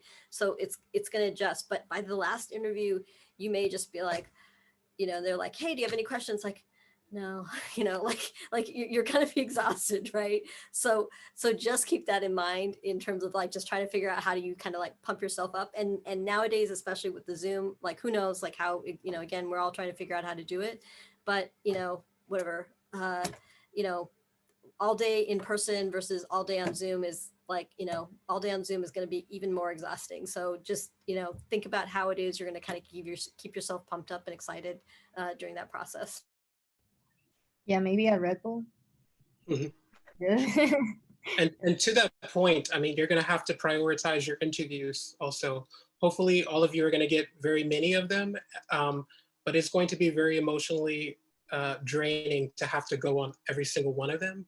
So you're going to have to pick which ones you're going to want to go to Sheila's point, because you're going to be very exhausted by the end of them. And it's really just not feasible to do 20 interviews. So once you get them, you're going to have to do some work in terms of narrowing down which ones are really your top candidates.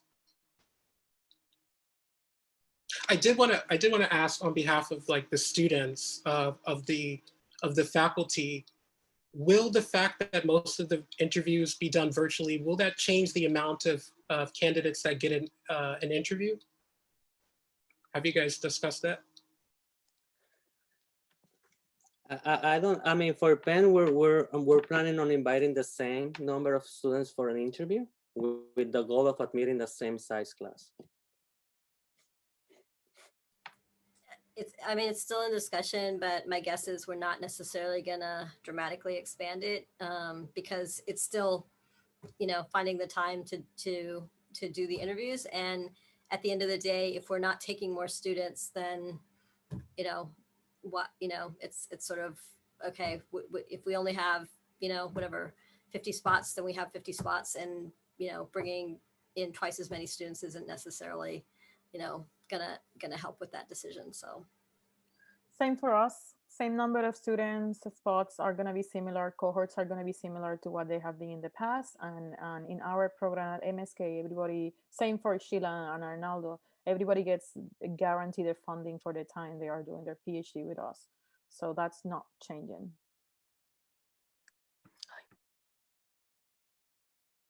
Great, so it's open for questions. Okay, yeah, you can go ahead. Hello guys, my name is Kweku Kwanzaa. I am a prep student at Penn. And thank you guys for making the time today, this evening, to join us and help us through this difficult time. My question, I think you guys already hinted at this. It's more about a conversation I had with a current grad student about your interview, where the interviewer sort of went down the unconventional path and discussed social issues with a student. So in such a situation, if the interviewer's opinions do not seem to agree with yours, how do you sort of navigate that conversation and, you know, kind of move towards a more I guess scientifically relevant conversation and avoid awkward disagreements with your interviewer?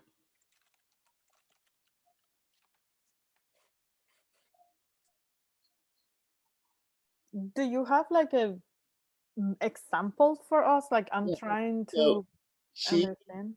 so she said during her interview they discussed women in science, and well, they both agreed on having more women in science, and she expected to discuss more about research and the interviewer's experience in the field that she was interested in, but it turned out to be more about women in science and her views on that.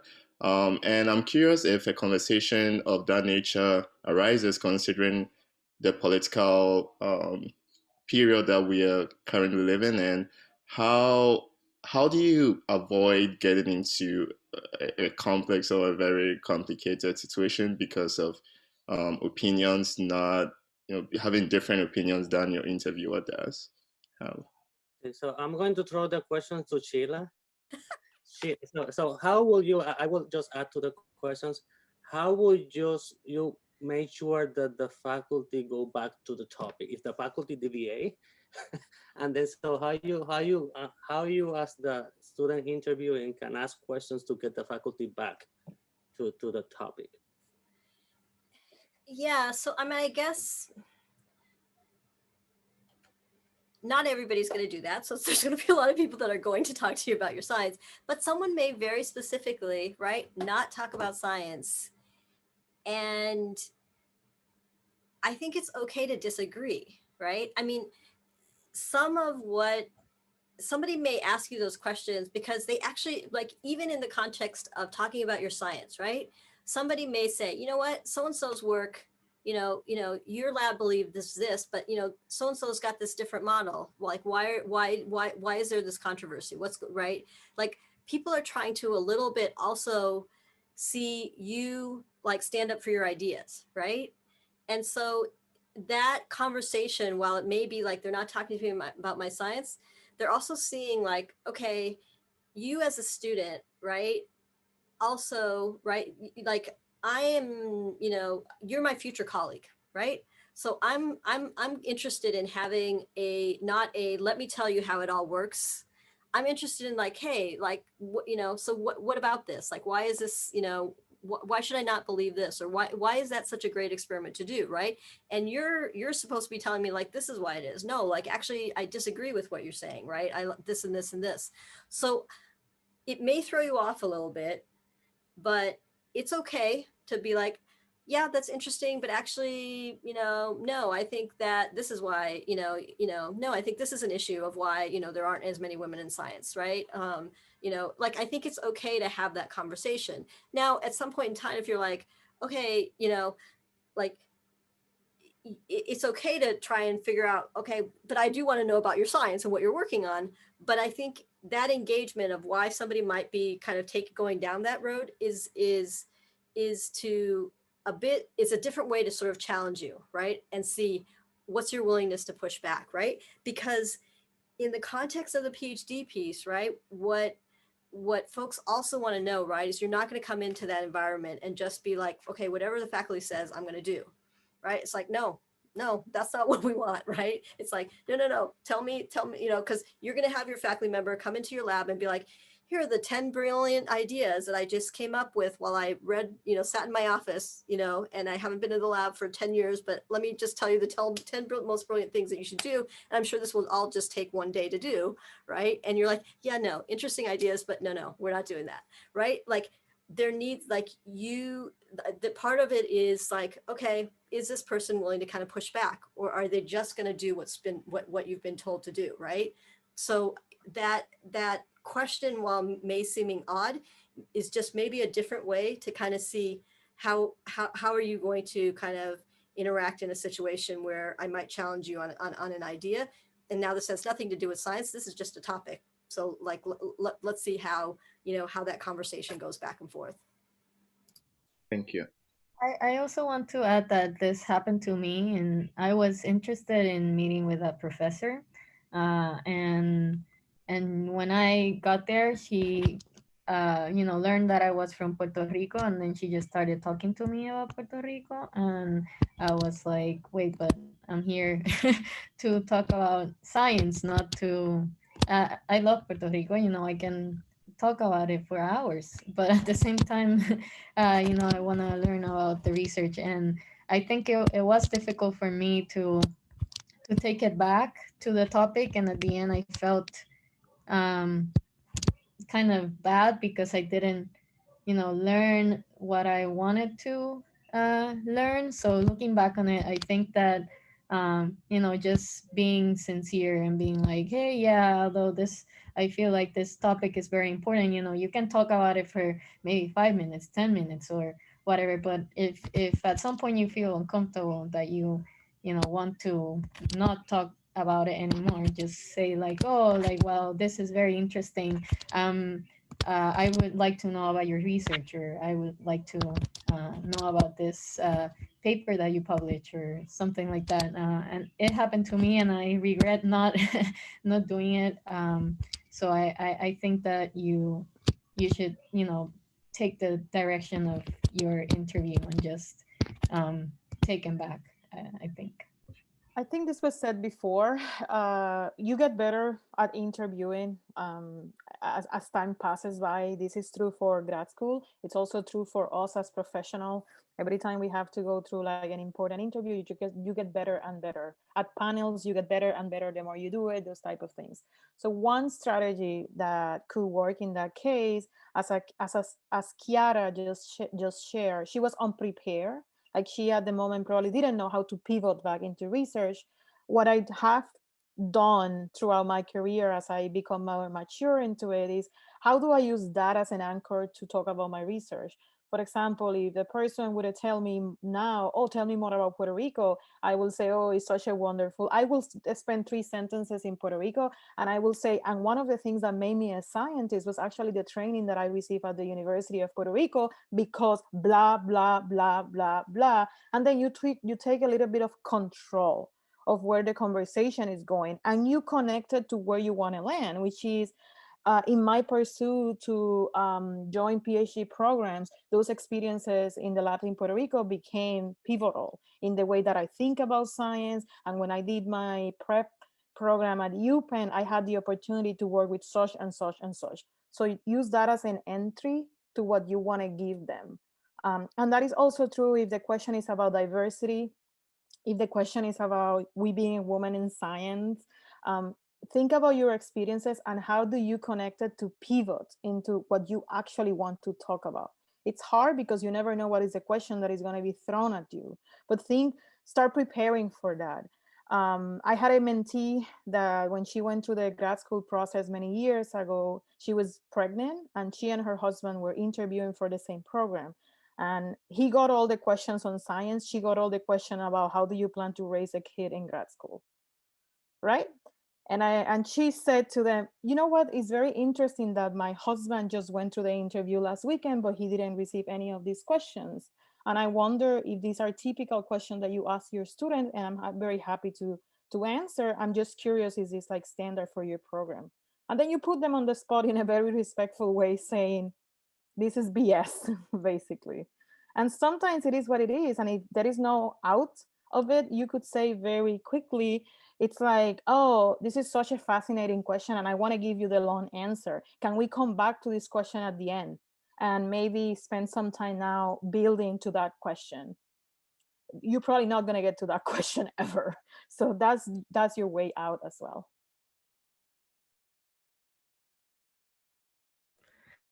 That's some great advice. Do we have any other questions? Yes, good night. I have heard on several occasions that in an interview, students should not expose their weaknesses.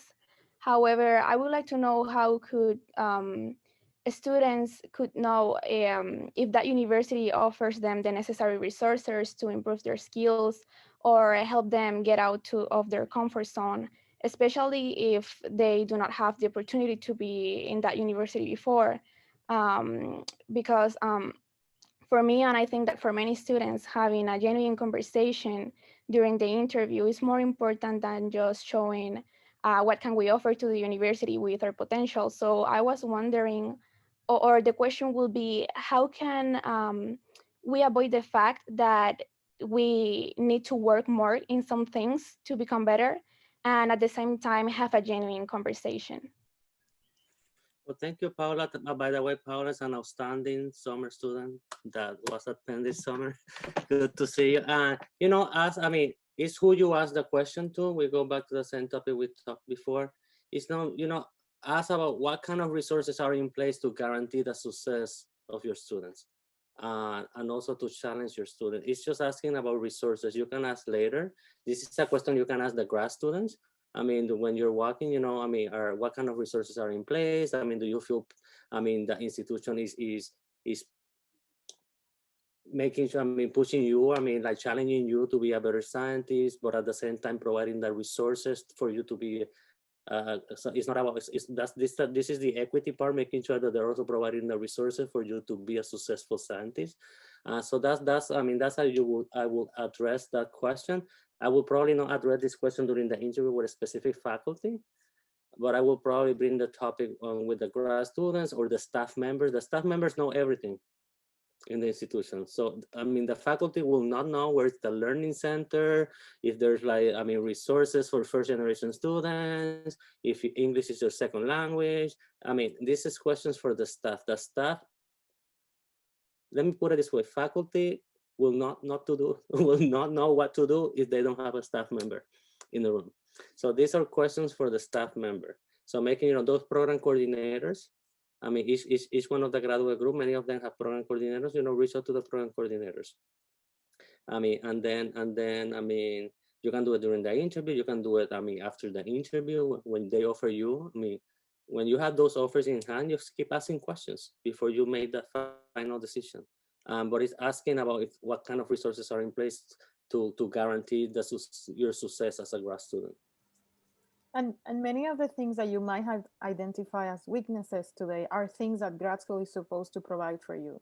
Public speaking, you're going to have to do a lot of public speaking one way or another, or writing. No one expects you to write beautiful grants as a first-year grad student. If you have that, kudos to you. Like, yes, that's a plus. No one should expect you to do that. Grad school is supposed to be training, like they should be training you. So if the program fails you, it's not on you, it's on them. And the other thing is, you could also ask the students in a more honest conversation, the current students, about what resources they provide for professional development, for whatever the weakness that you might have to identify is. I'm talking in general here, but don't think that you have to ask faculty. Use all the resources that Arnaldo said, and also the students. I was also gonna say that as Jaira was saying, grad school is supposed to teach you these things. I was a chemist when I did my bachelor's, and my PhD is in biochemistry. So I knew a lot about synthesis and like making nanoparticles and working in cells and stuff like that, but I didn't know how to clone or how to run a gel. I never run a gel or done a lot of experiments, and now I have like 200 plasmids in my in my box that I made, and I run like 3 gels a week. You know, so there are a lot of things that you're not gonna know when you start your journey through grad school. I was also you know, I struggle writing, and now I'm writing my paper, and I wrote it, and it's, you know, like it's a process. It takes time for you to get good at these things. So don't feel like language, or, you know, the fact that you don't know how to do an experiment, but someone else has done a bunch of them. Like you're gonna go to grad school to learn, and you're gonna be there for 4 years, 5 years, and you will learn what you know, the skills that you want to learn.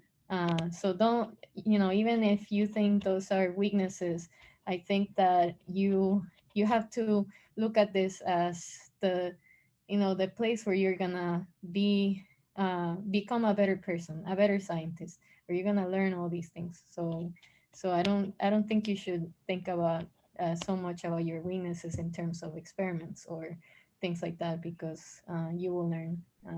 And I mean, I think sometimes, I mean, I don't like to call it weaknesses. I mean, for me, when I went to grad schools, I wanted, I mean, I was afraid of talking. I said, oh my God, my accent, nobody's going to understand me, until I realized that that was a powerful tool that I had to connect with more people. Now I speak 2 languages, and my accent connect with, I mean, people relate to me. So, I mean, those weaknesses are powerful sometimes, tools that you can use to connect with people, to grow. I mean, to embrace who you are. Don't compare yourself to others. Don't, I mean, we all do that. I mean, but don't do it. I mean, because that's bad. Remember that you're in grad school to learn, because if you already know everything, we'll give you the PhD the first day. I mean, you're here to, I mean, to train, to learn. And then whenever you get your PhD, then you go to the next step in your career, you have to start learning again. I mean, it's like never stop. So the PhD trains you to be able to learn something quickly and tackle a different, I mean, problem later.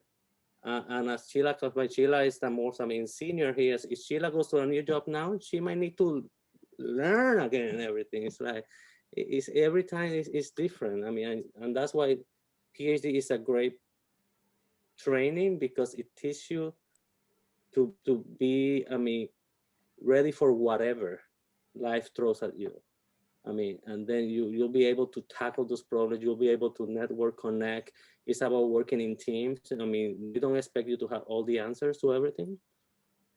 But I mean, in the PhD, you will learn how to connect with others to address the question. That you will also, and remember, it's hard because you're coming up with questions that have no answer. So you have to come up with the questions, and then you have to answer the question. So that's something difficult, I mean, to do. So, I mean, just remember that that's what, how many PhDs are out there? And how many PhD from diverse backgrounds are out there? So this is not something easy, but I mean, we believe that you all will be able, I mean, will be successful. It's just finding the environment in where you will flourish and you will be the best version of yourself. And I think sometimes we are not kind to ourselves. We tend to think about these weaknesses harder, and we are not compassionate with ourselves when we look at our weaknesses. Sometimes you need to look at yourself through the eyes of your best friends or a good mentor. And as Arnaldo say, sometimes those weaknesses become powerful tools or powerful weapons to use in your career or in your professional development as well.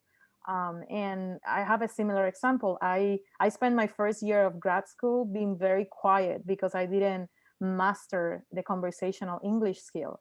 And when I started talking in the second year, everybody was like, oh, she talks, right? And it's like, not only does she talk, she doesn't shut up, because I was deprived for so long of my personality and being who I am, because I was afraid for people to think that my basic language skills were a representation of my intelligence. And they're not. They are just a skill that I had to acquire and get comfortable with. And now 10, 15 years, looking back 15 years, I wish somebody in that first year will tell me, be more compassionate with yourself and get out of your head about those weaknesses. It's going to be okay. The thing I'll add is that, like, knowing your weakness is a strength, right? The student that I become more concerned about is the student that thinks that they know everything, right? And that is unaware of the fact that, you know, hey, you could probably use some work improving X, Y, and Z, right? So the you know, it's making the awareness of your weakness a strength in the conversation, right? So, you know, let's say it's like, okay, yep, didn't do so well in that genetics course. Yep, you know, this is not a strength. You know, how am I, you know, like, you know, this is something that I struggle with, you know, but, I'm really interested in strengthening this area. Like, I see that there's a genetics course in this, as one of the foundational courses, I'm really excited about taking that and strengthening my knowledge in that, right? Like, it's like you're acknowledging something and you're talking about your interest in trying to address it, as opposed to, oh yeah, like, let me just ignore that and no one else is going to pay attention to that. And, if I ignore it and I don't talk about it, like, no one else is going to be aware of it, right? The acknowledgement of, like, yeah, this is actually an area that I really want to work on. And, I see that you have this and this and this. I'm really excited about that. I'm right now I'm working on trying to improve it in this way. Right. So you're not sort of being like, oh, I don't know anything about you. I don't have this at all, and I'm not trying at all to try and do anything to try and address it, or I'm not thinking about a plan of how I'm going to address it. Like, all of that kind of, acknowledgement, of like, here's where I know I can improve, and and I've been thinking about how it is that I can improve, and I'm interested in how you're going to help me make that, gain that knowledge, and again, to to all the, Kiara and Jayara and Arnaldo have said, yes, grad school is not, you're not coming there and, like, we hand you your PhD right away. This is, you're there to learn, and you're there to, expand your abilities, to do great science and ask great questions.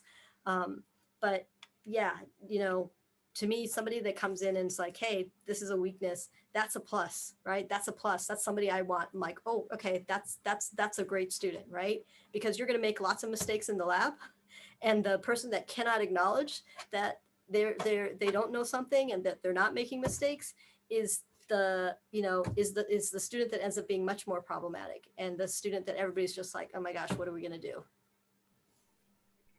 Yeah, so personally, I've been, as I said, I struggle with writing, and sometimes, since people know that, and my boss know that, sometimes he, like, wants to edit my manuscript, or like write the discussion or things like that, and I'm like, hey, I want to write this. Like, I know this is, hard for me, and it might take a day longer or to write the paragraph, but I want to be able to learn it, and be open about those things.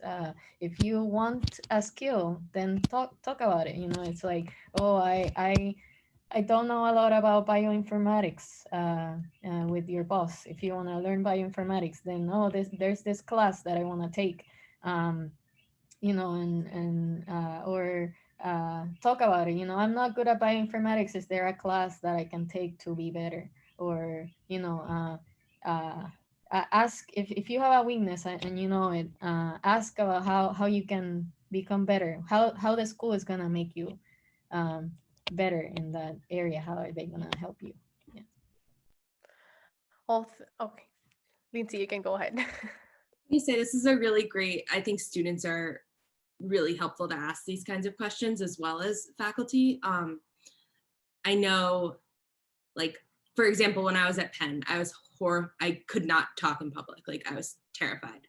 And my advisor and Arnaldo both, and actually everybody, was just like, you have to give every single talk that ever happens. And like, I've come so far, but I also have, since leaving Penn, have been able to at Rockefeller, like, talk to other grad students and be like, hey, like, how do you get these experiences? Are they available? Where are they available? And I think asking those kinds of questions to students as well as faculty are really important.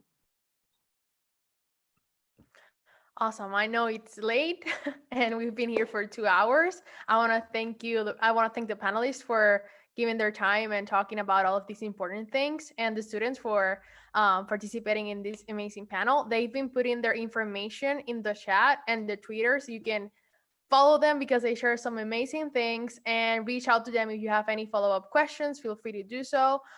Thank you again for being here, and good night, everyone. Bye, everyone.